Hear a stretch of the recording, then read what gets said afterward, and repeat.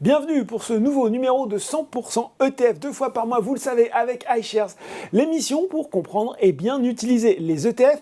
Et on vous l'a dit, on change un petit peu de formule pour cette nouvelle saison de 100% ETF, puisqu'après avoir posé les bases, on va avoir 3 thématiques bien précises en 2023, les femmes, les experts et les jeunes, et oui, et c'est précisément pour parler des jeunes investisseurs, peut-être vous qui nous regardez en ce moment même, de leurs besoins, de leur rapport à l'épargne que j'accueille aujourd'hui sur le plateau. Charlotte Grosso, responsable commerciale France et Monaco chez BlackRock. Bonjour Charlotte. Bonjour Laurent.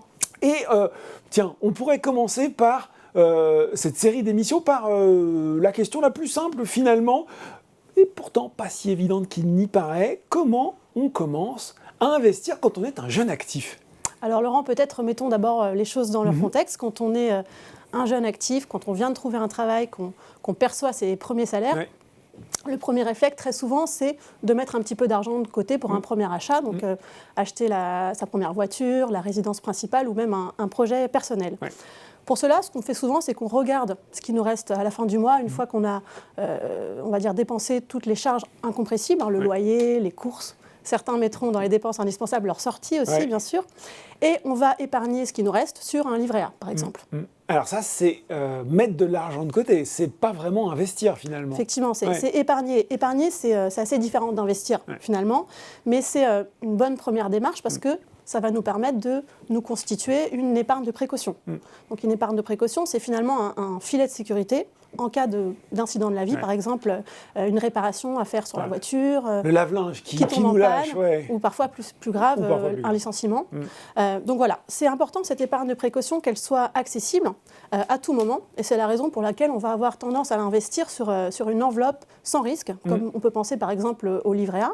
Livret A qui rapporte aujourd'hui 2%, alors ça peut paraître assez faible, mais 2% c'est tout de même 2 fois plus que ce que ça rapportait l'année dernière, notamment grâce à la remontée des taux. Bon alors j'ai cette épargne de précaution, on dit généralement qu'il faut 3 mois de salaire. Admettons, allez, j'ai écouté vos conseils, j'ai ces 3 mois de salaire, j'ai mon épargne de précaution, j'ai envie de dire, et maintenant finalement ? Alors, une question qu'on peut se poser une fois qu'on s'est constitué ce matelas de sécurité, c'est est-ce que j'ai envie d'utiliser mon restant à vivre, donc c'est-à-dire les revenus qu'il me reste une fois que j'ai passé toutes les charges fixes et récurrentes, entre guillemets, est-ce que j'ai envie d'utiliser ce restant à vivre pour investir, prendre un petit peu plus de risques qu'un livret A, dans le but d'aller chercher potentiellement des meilleures performances, des meilleurs rendements pour mon épargne. L'idée sous-jacente, c'est de se dire j'ai des revenus qui sont accessibles, dont je n'ai pas besoin immédiatement de disposer, et donc je vais les investir pour dynamiser un petit peu mon épargne dans le but d'aller chercher un peu plus de performance. Dans la réalité, dans la pratique, ce qu'on voit, c'est qu'il y a très peu de Français, et a fortiori de jeunes, qui vont passer de l'étape d'épargnant à l'étape d'investisseur. On est beaucoup plus frileux que nos voisins dans le reste du monde. On est des très bons épargnants en France. Il faut savoir qu'on a l'un des meilleurs taux d'épargne en Europe. On a un taux d'épargne de 18%, c'est devant l'Allemagne. En revanche, on a très peu cette culture de l'investissement, finalement, qui va faire qu'on va vouloir investir sur les marchés financiers. Une étude récente montrait qu'on est 30% plus frileux que le reste de nos voisins dans le monde pour investir sur les marchés financiers. Il y a beaucoup moins d'investisseurs actifs en France qu'on en retrouve aux États-Unis ou, si on regarde du côté de l'Europe, en Allemagne par exemple. Alors on est en hiver, mais qu'est-ce qui explique cette frilosité tricolore, Charlotte ? Effectivement, alors je pense qu'il y a beaucoup de facteurs qui vont rentrer en ligne de compte, qui sont liés à notre culture, qui sont aussi liés à notre connaissance en matière d'investissement. Mais on pourrait citer peut-être 3 a priori assez courants dans le domaine de l'investissement qui, à mon avis, expliquent un petit peu cette réticence de la part des Français. Et la première raison, c'est que beaucoup de jeunes, et en particulier beaucoup de Français jeunes, pensent qu'il faut, entre guillemets, être riche pour pouvoir investir, et donc ils ne vont pas avoir assez d'argent pour franchir le pas. Alors, je pense que c'était peut-être vrai il y a quelques années, mais si vous regardez aujourd'hui, vous avez des placements, des investissements très intéressants qui sont disponibles à partir de seuils très bas. Et je prends l'exemple de Boursorama Market, vous avez une sélection d'ETF iShares qui sont accessibles à partir de seulement 25 €. Donc, c'est tout à fait abordable. Je pense qu'il y a un deuxième point aussi qui rentre en ligne de compte, c'est que les Français manquent un petit peu de confiance en eux. Ils pensent que, il faut être un professionnel, un expert financier pour pouvoir investir. Exactement. Alors c'est vrai qu'investir, ça requiert quand même un minimum de compétences, de connaissances, mais des choses assez simples, du bon sens finalement. Et puis surtout, vous avez beaucoup de solutions clés en main qui existent quand on veut faire ses premiers pas en matière d'investissement. Boursorama, d'ailleurs, vous cherchez vraiment à démocratiser l'investissement à travers des solutions, de gestion pilotée. Il y a aussi toutes ces vidéos d'éducation que vous faites, et notamment toutes les vidéos qu'on fait en 100% ETF. ETF qu'on a fait avec vous, Laurent, et qui permettent finalement de comprendre un peu mieux l'investissement, le simplifier et puis simplifier aussi l'utilisation des ETF. Donc pas si compliqué et plus accessible qu'on le croit souvent.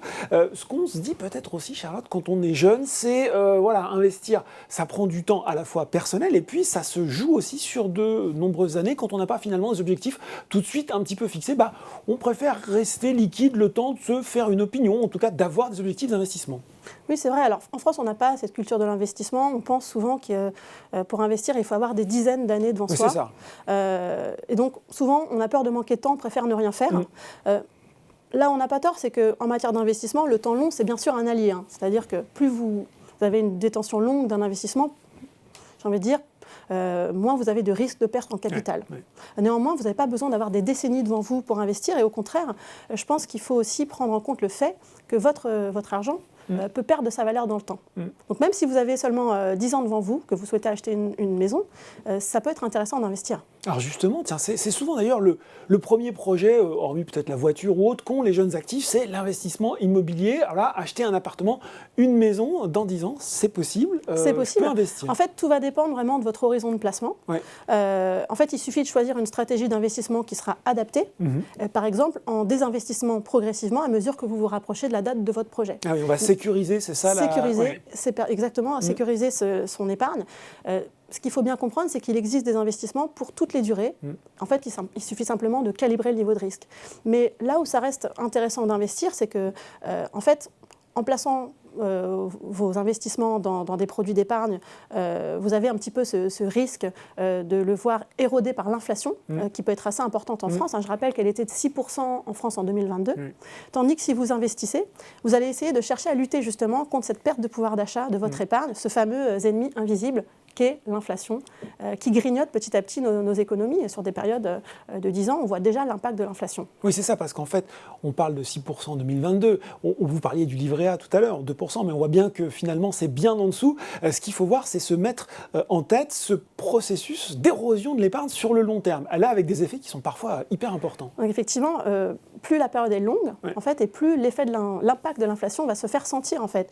Alors, je vous donne un chiffre qui est intéressant. Si vous prenez une somme de 100 000 euros que vous auriez détenue en 2002, 20 ans plus tard, donc en 2022, on va dire la valeur de cette somme, une fois qu'on a pris en compte en fait, la perte de pouvoir d'achat liée à l'inflation, elle n'est plus que de 65 000 euros en 2022. Ah oui, donc j'ai perdu 35 000 euros dans l'exercice. De pouvoir d'achat sur une période de 20 ans. Ça fait mal, hein. Et c'est la raison d'ailleurs pour laquelle on conseille souvent aux jeunes qui veulent préparer leur retraite, comme ils ont beaucoup de temps devant eux, eh bien, de prendre un petit peu plus de risques que de simplement laisser son argent sur un compte de dépôt ou un livret A, d'aller chercher un petit peu ce risque supplémentaire dans le but de générer des meilleurs rendements pour leur retraite. Et d'ailleurs, vous avez un certain nombre de dispositifs spéciaux qui ont été créés par l'État justement pour préparer sa retraite, comme le PER, le fameux plan d'épargne retraite, qui en plus offre de nombreux avantages fiscaux. Voilà, et donc on peut être jeune actif et déjà penser à sa retraite. Les deux ne sont pas incompatibles. Après, autre question qui vient assez naturellement quand j'ai envie, voilà, je suis jeune actif, j'ai envie de commencer à investir. Dans quel cadre je le fais? Sur quel type de produit d'investissement je peux le faire? On parle aussi d'enveloppe, c'est d'ailleurs parfois un petit peu trompeur ce terme. L'enveloppe, c'est quelquefois finalement la poche, le type de produit dans lequel on va pouvoir mettre différents produits d'investissement. Absolument. Je pense qu'un premier bon réflexe, c'est de regarder est-ce que vos parents ne vous ont pas déjà ouvert une enveloppe, et notamment une assurance vie, parce qu'il faut savoir qu'en France, il est très courant d'ouvrir une assurance vie à la naissance d'un enfant. Assurance vie, attention qui n'est pas une assurance décès. À ne pas confondre effectivement avec l'assurance décès qui, elle, est une façon de protéger sa famille en cas de mort prématurée. L'assurance vie, c'est un placement. C'est même le placement préféré des Français et le plus utilisé. Bon, voilà, assurance vie. Si j'en ai déjà une, tiens, d'assurance vie. Alors, si vous avez déjà une assurance vie, donc ça veut dire que vous bénéficiez de ce dispositif, de cette enveloppe, pour pouvoir commencer à investir des produits financiers, comme par exemple des fonds, des ETF. Donc, c'est ce qu'on appelle les unités de compte dans le langage des assureurs. Donc, vous avez des unités de compte dans votre contrat et ils vont vous permettre de commencer à mettre le pied à l'étrier. Donc, par exemple, vous pouvez le faire avec des ETF. Donc, les ETF, c'est quoi? Ce sont tout simplement des fonds qui répliquent la performance d'un indice, comme par exemple l'indice MSCI World, qui est l'indice des grandes capitalisations mondiales. C'est tout simplement un indice qui suit la performance des 1500 plus grandes sociétés à l'échelle du globe. Donc ça peut être un bon moyen de commencer à investir et vous pouvez accéder à ce type de produit sur Boursorama à partir de montants très faibles. En fait, voilà, et puis 0 € de frais de courtage, ça aussi c'est bon à mentionner. Charlotte, si mes parents n'ont pas pensé à moi, qu'est-ce que je fais? Alors si vous partez d'une page blanche, alors le choix, il va pouvoir se faire donc, entre bien sûr l'assurance vie, mais aussi d'autres enveloppes comme le PEA, le compte titre et aussi le fameux PER dont on a parlé, le plan d'épargne retraite. Tout va vraiment dépendre de votre horizon de placement, Laurent, de mon horizon de placement. Donc, par exemple, avec assurance vie, PEA, compte titre, votre argent est accessible à tout moment. Voilà.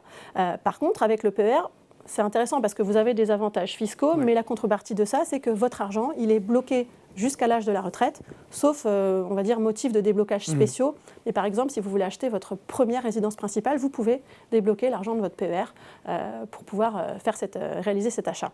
Donc j'ai envie de dire, l'assurance vie, le PEA, le compte titre, c'est plutôt pour investir dans ses projets de vie, tandis que le PER, ce sera plutôt pour investir et préparer sa retraite, bénéficier d'avantages fiscaux. Et d'ailleurs, j'invite tous les jeunes qui nous écoutent à écouter le fameux webinaire spécial fiscalité que vous avez réalisé, exactement, pour comprendre un peu mieux ces différentes enveloppes, dispositifs et puis leurs avantages fiscaux. Bon ben voilà, on a en tout cas le choix des produits, l'horizon d'investissement. Il faudra quand même se poser des questions avant de se lancer. On voit bien que c'est important.